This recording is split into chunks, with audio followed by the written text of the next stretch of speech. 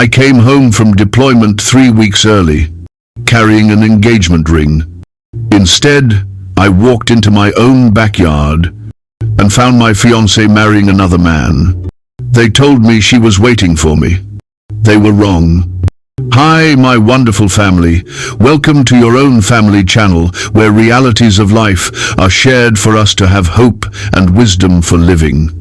As we go into this story, may God Almighty heal every heart that has been betrayed and heartbroken. Amen. Don't forget to like, comment where you are watching from, and subscribe to this channel so that our stories would go all over the world to impact lives. Now the full story. The C-130 touched down at Fort Bragg 3 weeks ahead of schedule. Staff Sergeant Daniel Crawford pressed his forehead against the small window, watching the tarmac blur beneath them as the aircraft decelerated.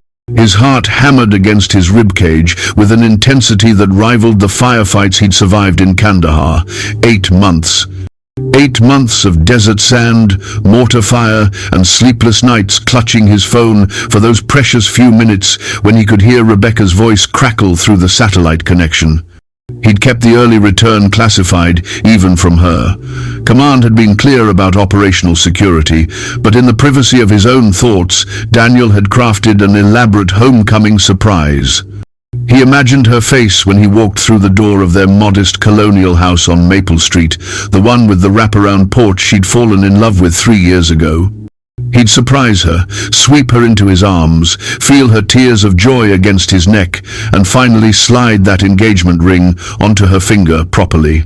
They'd been engaged for 2 years, waiting for his deployment to end before setting a date. The ring sat in a velvet box in his duffel bag, a simple platinum band with a single diamond that had cost him 6 months of hazard pay. He'd proposed via video call, a pixelated moment of joy that they'd both agreed deserved a proper do-over in person. By noon, Daniel had processed through the endless administrative requirements of redeployment. He declined rides from his unit brothers, preferring to take an Uber. The anticipation was a living thing in his chest, electric and overwhelming. His hands trembled as he sent a text to his mother, letting her know he was stateside, but asking her to keep it quiet for just a few more hours. He wanted this moment to belong to him and Rebecca alone. The suburban streets of Fayetteville rolled past the car window, achingly familiar and surreal after months of mud brick compounds and hostile territory. American flags hung from porches. Kids rode bikes on sidewalks. A man washed his car in a driveway. Normalcy felt like a foreign country. When the Uber turned onto Maple Street, Daniel's breath caught.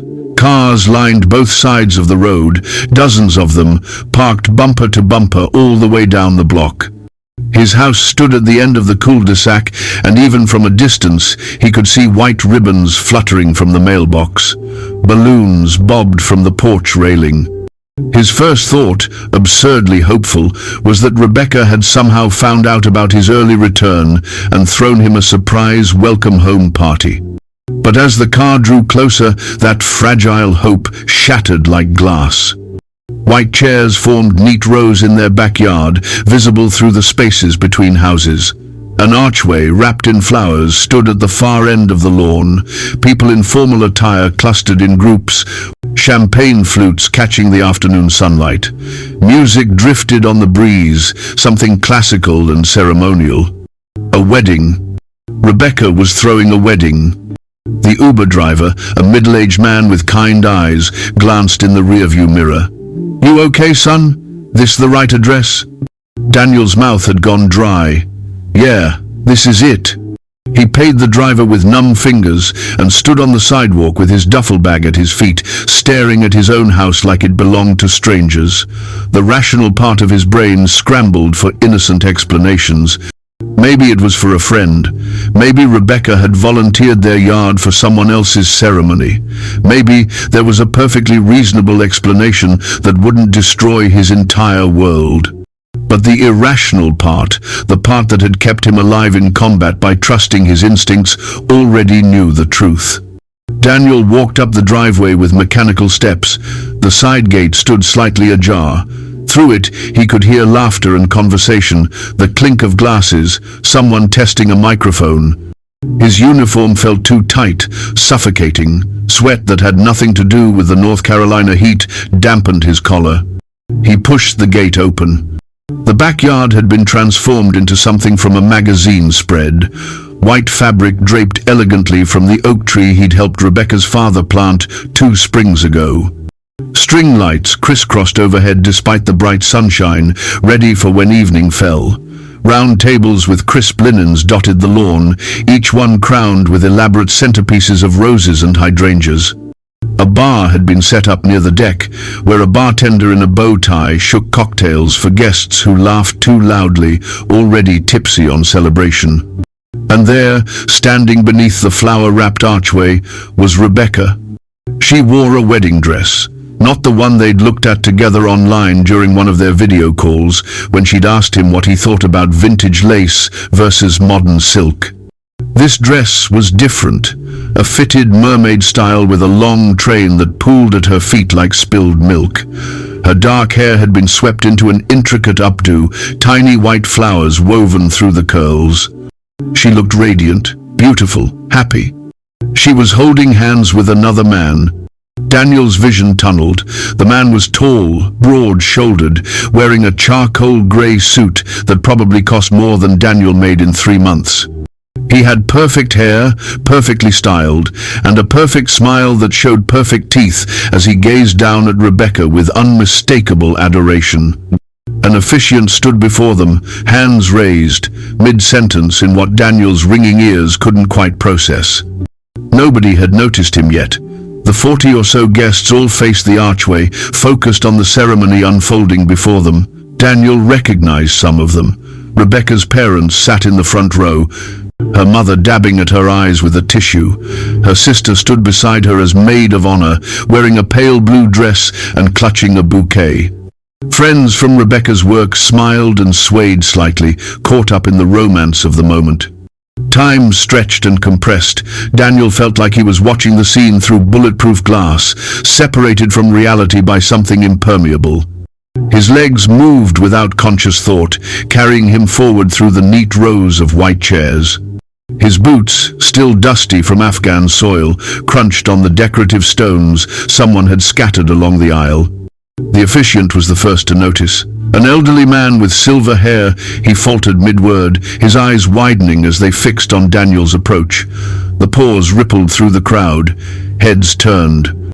Gasps echoed. Someone dropped a champagne flute, and it shattered on the patio with a sound like a gunshot. Rebecca's head whipped around, her face, flushed with happiness, drained of all color in an instant.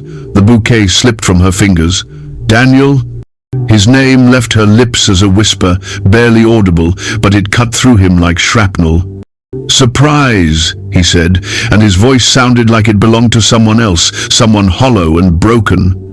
The man in the grey suit stepped forward, confusion creasing his perfect features. "Who the hell is this?" Rebecca stumbled backward, one hand flying to her mouth, the other reaching out as if to ward Daniel off. "You're supposed to be... They said you wouldn't be back until..." "Daniel, I can explain." "Explain what?" The words ground out between his teeth. "Explain why you're marrying someone else in my backyard, wearing a wedding dress I never saw. Explain why there are 40 people here celebrating while I've been in a war zone thinking about you every goddamn day." Her father rose from his seat, face reddening. "Now you listen here." "Dad, don't." Rebecca's voice cracked. Tears spilled down her cheeks, ruining her carefully applied makeup. "Please don't." The man in the suit put a protective arm around Rebecca's shoulders. "Rebecca, who is this?" "That's what I'd like to know," Daniel said, turning to face him fully. "Who are you?" "I'm Bradley Harrington, Rebecca's fiancé." He said it with such certainty, such ownership, that Daniel felt something vital crack inside his chest. "Funny," Daniel said quietly. "I thought I was Rebecca's fiancé." The crowd erupted in murmurs. Rebecca's sister covered her mouth with both hands. Her mother sobbed openly. Bradley's face cycled through confusion, realization, and then anger in rapid succession. "Rebecca?" Bradley's voice held a warning edge. What is he talking about? She was crying in earnest now, mascara streaming down her face in black rivulets. Bradley, I'm so sorry. I should have told you. I wanted to tell you, but it never seemed like the right time. And then he was deployed, and I didn't know if he was coming back, and you were so good to me, and I just thought... You thought what? Daniel interrupted, stepping closer. You thought I was going to die over there, so you'd just hedge your bets. Keep me on the hook while you found someone else? It wasn't like that. Her voice rose to a shout. You were gone, Daniel. You were gone for 8 months, and before that, it was training, and before that, it was another deployment. You've been gone more than you've been here for 2 years. I was alone. I was so alone. I was serving our country. The words exploded from him. I was getting shot at, watching my friends die, living in 100-degree heat with sand in every crevice of my body, and you were here playing house with him. Bradley removed his arm from Rebecca's shoulders, stepping back as if she'd burned him. Wait, so you're actually engaged to this guy? While you were dating me? While you agreed to marry me? Was engaged, Rebecca said weakly. We were engaged, past tense. I was going to tell you, Daniel, after the deployment. I was going to explain everything and give you back the ring. I just couldn't do it over video chat. You deserved better than that. Daniel laughed, a bitter sound with no humor in it. So this is better? Coming home to find you in a wedding dress, marrying someone else on our lawn? I didn't know you were coming home early. She was shouting now, defensive and desperate. How was I supposed to know? Maybe you shouldn't have been planning a wedding to another man while you were still engaged to me. Daniel's hands shook. He wanted to break something, to scream, to tear down every white ribbon and crush every delicate flower. Instead, he stood there, a soldier trained in control, keeping his rage bottled behind clenched teeth. Bradley had gone very still, his face unreadable. When he spoke, his voice was cold. How long? Bradley, please. How long were you engaged to him while you were with me? Rebecca's silence was answer enough. Jesus Christ. Bradley ripped the boutonniere from his lapel and threw it to the ground. Jesus Christ, Rebecca, we've been together for 7 months. You've been lying to me for 7 months? It's not that simple, she pleaded. Daniel and I were falling apart long before I met you. We barely talked. The distance was killing us. I felt like I was mourning someone who was still alive. So you moved on, Daniel said flatly, while I was still wearing your promise like armor. She turned to him, and for a moment, he saw a flash of the woman he'd fallen in love with 5 years ago. The college student with paint-stained fingers who'd laughed at his terrible jokes. The girlfriend who'd cried at the airport when he left for basic training. The almost wife who'd whispered, "I love you," through grainy video calls while he sat in a tent half a world away. "I did love you," she said softly. "I do love you, but I can't love someone who's never here. I can't build a life with a ghost." The words hit harder than any physical blow. Daniel felt his knees weaken. Around them, guests were gathering belongings, whispering urgently, beginning to slip away from the disaster unfolding before them. The bartender had stopped making drinks, the musician had lowered his violin, even the birds seemed to have gone silent. "I came back," Daniel said, and he hated how broken he sounded. "I came back for you. Every day over there, every patrol, every firefight, I came back for you."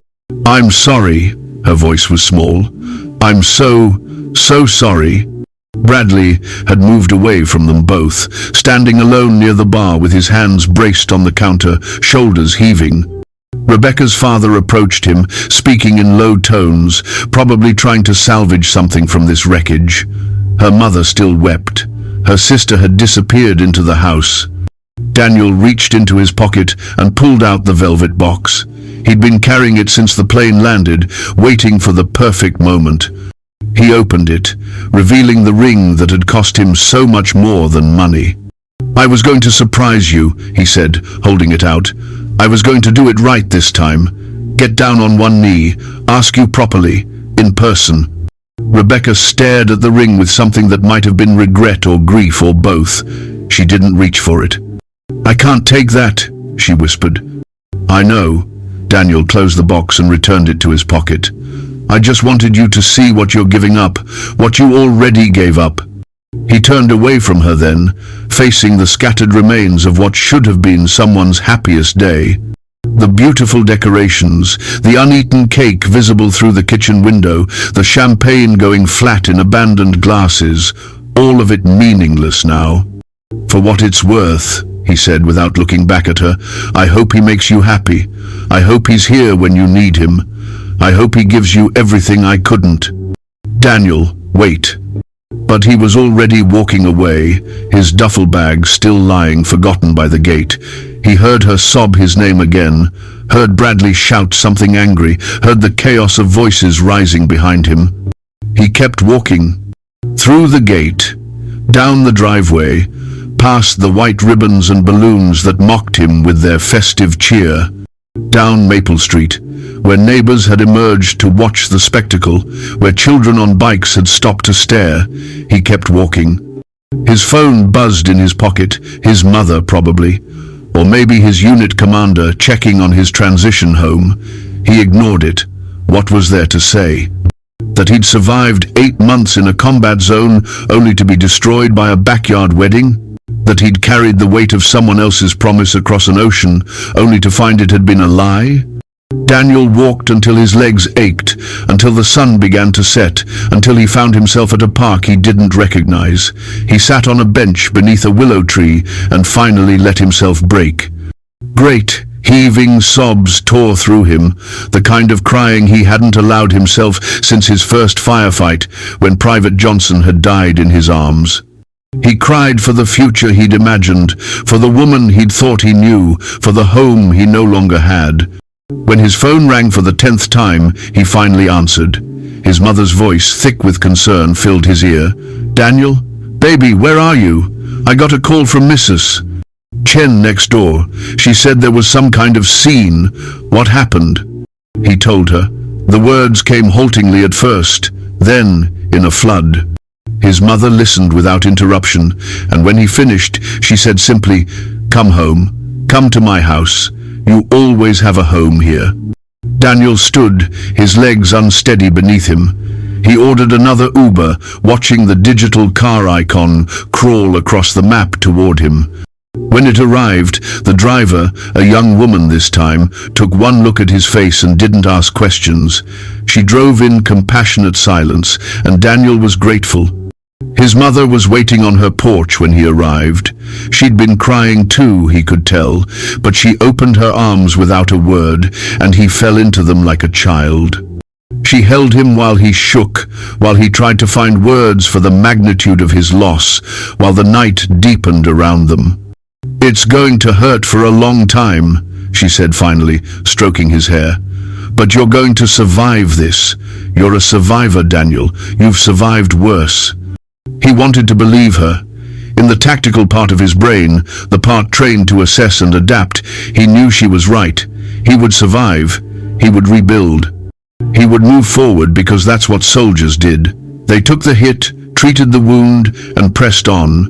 But as he sat on his childhood porch, listening to cicadas sing their evening chorus, Daniel couldn't help but think that some wounds went deeper than bullets, some betrayals cut deeper than shrapnel. He'd prepared himself to face enemy fire, to survive ambushes and explosions, and the constant threat of death. Nobody had prepared him for this. Inside the house, his old room waited, unchanged from his teenage years. His mother had kept it like a shrine, his high school football trophies still on the shelf, his military academy acceptance letter still framed on the wall. He climbed the stairs like an old man, each step a labor. He lay down on his narrow childhood bed, still wearing his combat boots, still carrying the weight of the day. His phone buzzed. Text messages rolled in, one after another. From Rebecca, "Please let me explain. Please talk to me. I never meant to hurt you." From friends in his unit, "Heard what happened, brother. Here if you need us." From Rebecca's sister, "I'm so sorry, I didn't know." None of us knew about Bradley. He turned the phone off. In the darkness, Daniel stared at the ceiling and tried to process the impossible. This morning, he'd been a man with a plan, a future, a purpose beyond the military. Now he was unmoored, adrift in a life he no longer recognized. The woman he loved was marrying someone else. The house he'd thought of as home belonged to someone else. The future he'd fought to protect had never existed at all. But as the hours crept toward dawn, something else began to crystallize in the wreckage. Anger, yes. Grief, certainly. But also something harder, something that felt almost like relief. For 8 months, he'd carried the weight of a promise that was already broken. For 2 years, he'd held on to a relationship that was dying by degrees. Maybe Rebecca had done him a kindness, in the cruelest possible way. Maybe she'd freed him from a future that would have been built on obligation rather than love. The thought didn't make it hurt less. It didn't erase the image of her in that dress, holding someone else's hands. It didn't quiet the questions that would haunt him for months. When did she meet Bradley? Had she been seeing him before Daniel deployed? How many of their video calls had been lies? How many "I love yous" had been empty? But it gave him something to hold on to, a direction, a plan. He would survive this. He would heal. He would take everything he'd learned about resilience and courage in the desert and apply it to this new battlefield, because that's what he did. That's who he was. Not Rebecca's almost husband, not the man she'd betrayed, but Daniel Crawford, staff sergeant, survivor, stronger than his breaking point. When dawn finally broke, painting his childhood room in shades of gold and amber, Daniel rose from the bed. He showered, scrubbing away the dust of 2 continents and the remnants of yesterday's dreams. He put on civilian clothes, jeans, and a t-shirt that felt strange after months of uniform. He went downstairs, where his mother had already made coffee and pancakes, because that's what mothers do when their sons' worlds fall apart. They sat together in comfortable silence, and when she asked him what he wanted to do next, he had an answer. "I'm going to be okay," he said. And for the first time since stepping through that gate, since seeing that white dress and those clasped hands, since watching his future dissolve like smoke, he almost believed it. The road ahead would be long. There would be bad days and worse nights. There would be moments when the betrayal felt fresh and raw. There would be times when he questioned everything he'd thought he knew about love and loyalty and promise. But Daniel Crawford had survived Kandahar. He'd survived firefights and sandstorms and the weight of his friends' deaths. He would survive this too. Not today maybe, not tomorrow. But eventually, one step at a time, one breath at a time, one heartbeat at a time. He'd come home from war to find his life in ruins, but he'd also come home, and that, he decided, had to count for something. Outside the window, a new day was beginning. Somewhere in Fayetteville, Rebecca was waking up in a bed that should have been theirs, next to a man Daniel would never know. Somewhere, the white ribbon still fluttered from his mailbox, a monument to broken promises. Somewhere, his duffel bag still lay abandoned in the grass, containing all his worldly possessions and one velvet box. But here, in his mother's kitchen, drinking coffee as the sun rose over North Carolina, Daniel Crawford began the long work of rebuilding himself. The war was over. A different kind of battle was just beginning. And this time, he would win. I lost the future I planned, but I gained the truth I needed. And sometimes, that's the beginning, not the end. Subscribe for more real stories you won't forget.